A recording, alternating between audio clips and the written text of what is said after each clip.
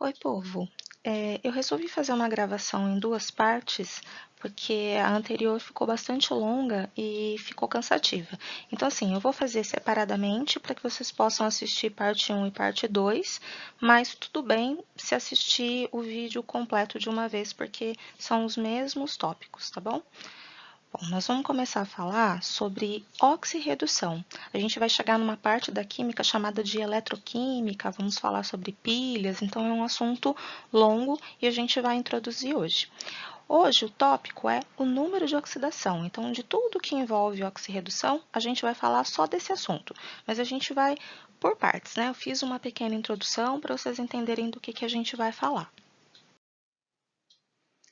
Bom, a introdução é mais para vocês terem uma noção do que é o assunto. Então, nós vamos falar de reações de oxirredução, talvez seja uma palavra nova para vocês, mas são reações químicas que envolvem transferência de elétrons.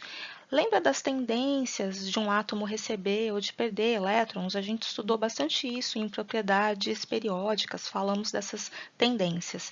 Então, átomos que têm tendência a receber elétrons são átomos que têm tendência a sofrer redução. O processo de receber elétrons, em química, nós vamos chamar de redução. Enquanto que o processo de perder recebe o nome de oxidação. Como esses processos são simultâneos, a gente acaba chamando de reações de oxirredução, porque uma coisa não pode acontecer sem a outra, né? Se alguém doa elétrons, outro elemento, outro átomo precisa receber. Mas como é que a gente vai conseguir observar essa transferência de elétrons, né? Como é que eu percebo se uma espécie química, se uma molécula perdeu ou se recebeu elétrons? É através do número de oxidação. Por isso que é tão importante entender essa parte inicial da matéria. O número de oxidação é o que vai me dar a informação se está acontecendo perda ou ganho de elétrons, certo? Bom, o que é então esse número de oxidação? A gente vai até resumir e vai começar a chamá-lo de NOx. Eu vou falar bastante NOx. NOx é a mesma coisa que número de oxidação. Eu vou até colocar aqui no cantinho. Então, conceito de número de oxidação ou de NOx, com X aqui no final. Então, esse número de oxidação é um número, um valor numérico associado aos átomos de um determinado elemento presente numa substância e está relacionado à carga. Então, NOx é a carga de um átomo dentro de uma molécula, dentro de uma substância química. As cargas podem ser ou positivas ou negativas, dependendo da situação, do átomo estar perdendo ou estar ganhando elétrons. Então, o NOx é um número com carga positiva ou negativa, que vai me ajudar a identificar se o átomo está perdendo ou está ganhando elétrons. Num primeiro momento, a gente precisa relembrar uma coisa chamada eletronegatividade. Nós estudamos isso no primeiro ano. Era um assunto relacionado à tendência, né? A eletronegatividade é a tendência de atrair elétrons quando um átomo se liga ao outro. A gente até chamava isso de ligação covalente polar ou apolar. A gente usava a eletronegatividade para determinar se a ligação era polar ou apolar. Era uma coisa mais ou menos assim, ó. A gente tinha lá na molécula de HF. Eu estou fazendo fórmula eletrônica, que é aquela fórmula em que eu coloco algum sinal gráfico, uma bolinha, enfim, para representar os elétrons. O flúor tem 7 elétrons na camada de valência, o hidrogênio só tem 1, eles vão compartilhar elétrons fazendo ligação covalente. Essa escala, né, aqui do flúor, oxigênio, nitrogênio, a gente usou bastante. Quanto mais para a esquerda, mais eletronegativo o átomo vai ser, mais força de atração sobre o elétron ele tem. Então, essa ligação, a gente até fazia um vetor, que era o vetor momento dipolar. Eu tenho uma seta, né, uma espécie de seta aqui, que é o vetor, e eu estou dizendo que os elétrons estão mais atraídos pelo flúor do que pelo hidrogênio. Eu digo que isso aqui é uma ligação covalente polar. Ou seja, eu tenho sinais nessa molécula. Eu tenho polo negativo aqui, onde os elétrons se concentram, e polo positivo aqui, onde eu tenho uma deficiência de elétrons. O NOx tem tudo a ver com isso, com essa força de atração que um átomo tem em relação ao elétron, deixando o outro mais distante dos elétrons, que é o que está acontecendo com o hidrogênio, certo? Então, vamos usar bastante essa escala de eletronegatividade aqui para definir o número de oxidação de alguns átomos. Como que eu faço, essa definição de número de oxidação de algum átomo dentro de alguma substância? Vamos ver exemplos, Tem vários casos disso.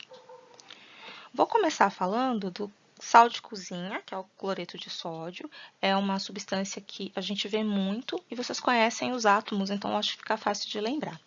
Então, eu tenho o sódio, que é um metal alcalino, e eu tenho o cloro, que é um ametal. A tendência do cloro é receber elétrons, enquanto a tendência do sódio é perder, doar elétrons.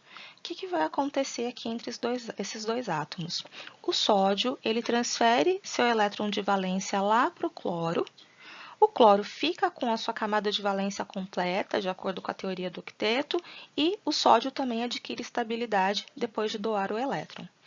E aí eu tenho a formação de íons. É isso aqui que vai acontecer, Os elétrons vão se concentrar ali em volta do cloro, que vai se transformar agora no cloreto. O sinalzinho de negativo aqui, ele é um ânion. Enquanto o sódio se transforma num cátion. Certo?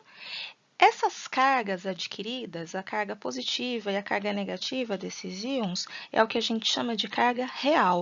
O sódio tem uma carga mais 1, enquanto o cloreto tem uma carga menos 1. A carga, neste caso, é o que a gente vai chamar de NOx. Eu vou dizer que o NOx do sódio é mais 1, enquanto que o NOx do cloro é menos 1. Então, o NOx é a carga adquirida pelo íon, no caso o cátion positivo mais 1 e o ânion negativo menos 1, certo? Então, nas ligações iônicas entre metais e ametais, o cátion vai ter o NOx igual à carga do seu íon, enquanto o ânion também vai ter como NOx a carga do seu íon. Mas, e se eu estiver falando de uma substância covalente, de uma ligação em que acontece compartilhamento de elétrons? Como que isso vai funcionar? Nesse caso, hidrogênio com 1 elétron e o cloro com 7, mesmo que eu já tinha mostrado anteriormente. Só que o hidrogênio, diferente do sódio, ele não pode doar esse elétron. Aqui, a ligação que acontece é compartilhamento, é a ligação covalente entre ametais. Eles vão se aproximar, esses átomos, eles vão compartilhar esse par de elétrons e eu vou ter essa situação aqui. Os elétrons, eles vão pertencer tanto ao cloro quanto ao hidrogênio, mas, de acordo com aquela escala que a gente tem lá no slide anterior, flúor, oxigênio, nitrogênio, cloro, bromo, eu quero chegar aqui, O hidrogênio é muito menos eletronegativo que o cloro, ou seja, o cloro tem maior força atrativa, puxa os elétrons para mais próximo dele. Dessa forma, o cloro fica com uma densidade de carga negativa, fica com mais elétrons concentrados ali perto dele, enquanto que o hidrogênio fica positivo. A gente também tem a formação de cargas, mas eu não tenho nem cátion nem ânion. É só uma concentração maior de elétrons próximo ao cloro. Eu vou ter cargas que a gente chama de parciais. O elétron não foi completamente removido do hidrogênio, mas está mais afastado dele, então ele ficou com carga mais 1, enquanto o cloro ficou com carga menos 1. E aí eu tenho o NOx. O NOx, nesse caso aqui, não é uma carga real, é uma carga parcial ou aparente, que a gente fala, mas o NOx do hidrogênio aqui também é mais 1, e o NOx do cloro menos 1. Então, nas substâncias covalentes, a carga é parcial. O elétron está parcialmente deslocado mais para um lado do que para o outro, mas eu tenho a formação dos números de oxidação para cada átomo, que a gente vai chamar de NOx, certo? Próximo exemplo, uma molécula conhecidíssima, né? Eu vou na água, porque sempre aparece. Vou colocar ó, os elétrons. Os elétrons vermelhos seriam os elétrons da camada de valência do oxigênio, e cada um dos hidrogênios está ali entrando com um elétron marcadinho em preto. Bom, compartilhamento de elétrons aqui acontece também, só que o oxigênio é o átomo mais eletronegativo. Eu tenho, né? Lembra, voltando lá na escala, essa escala é importantíssima. Eu tenho o hidrogênio lá no final da escala, ele só ganha dos metais, aqui no final ainda eu teria, né, metais. Essa escala cresce para cá, o oxigênio é muito mais eletronegativo que o hidrogênio, ou seja, o oxigênio atrai os elétrons para pertinho dele com maior intensidade. Eu estou representando isso aqui, né, com essa espécie de parênteses aqui em roxo. Os elétrons ficam mais próximos do oxigênio. Numericamente, como que isso reflete na carga? Cada hidrogênio está perdendo o elétron, né, parcialmente, para o oxigênio. É como se os elétrons estivessem vindo para cá, ó, mais atraidinhos pelo átomo de oxigênio. O que eu vou ter? Carga mais 1 para esse átomo aqui, carga mais 1 para esse, porque eles estão simultaneamente perdendo, né, perdendo entre aspas, os elétrons. Já o oxigênio, que está aqui no meio, ficou com o elétron tanto do hidrogênio da direita quanto com o da esquerda, ou seja, atraiu fortemente 2 elétrons, ficou com carga menos 2. Esses são os NOx dos átomos. A carga do hidrogênio é mais 1, cada hidrogênio tem carga mais 1, enquanto que o oxigênio tem carga menos 2. Esses são os NOx. NOx do oxigênio, menos 2. Eu vou escrever aqui embaixo, tá? Ó, NOx de cada hidrogênio. O NOx, então, é um valor individual. Ó. Cada hidrogênio é mais 1. Enquanto que o NOx do oxigênio é menos 2. Bom, uma segunda molécula aqui. Eu vou usar a borracha, eu vou apagar essa parte aqui para não ficar atrapalhando tanto, mas o importante aqui é lembrar que o oxigênio é bem eletronegativo, olha, é o segundo átomo ali da escala. O que eu tenho? Eu tenho, nesse caso, o gás carbônico, onde o oxigênio é mais eletronegativo que o carbono. Então, nessa ligação do lado esquerdo, ó, os elétrons estão mais atraídos para o C, para o O. E nessa ligação do lado direito, também mais atraídos para o O. Fazendo aquela mesma divisãozinha, é como se assim, se essas ligações forem se quebrar, quem fica com o elétron? Ué, o átomo mais forte atrai o elétron, então seria o oxigênio de um lado e do outro. Vamos colocar as cargas? Esse átomo de oxigênio aqui, ó, ele está ficando com esses 2 elétrons da ligação que eram do carbono. E o outro átomo também. Ou seja, cada oxigênio fica com 2 elétrons e o carbono, que está no meio, perdeu 2 elétrons para o oxigênio da direita e 2 para o da esquerda, ou seja, perdeu 4 elétrons. Vamos colocar as cargas. Mais 4 para o carbono, como se ele tivesse, né, parcialmente perdendo 4 cargas de elétrons, e os oxigênios, cada um com 2 cargas negativas. Cargas parciais, então, menos 2 para o oxigênio, nesse caso aqui ficou faltando o número, mais 4 para o carbono. Ou seja, posso responder em NOx, né?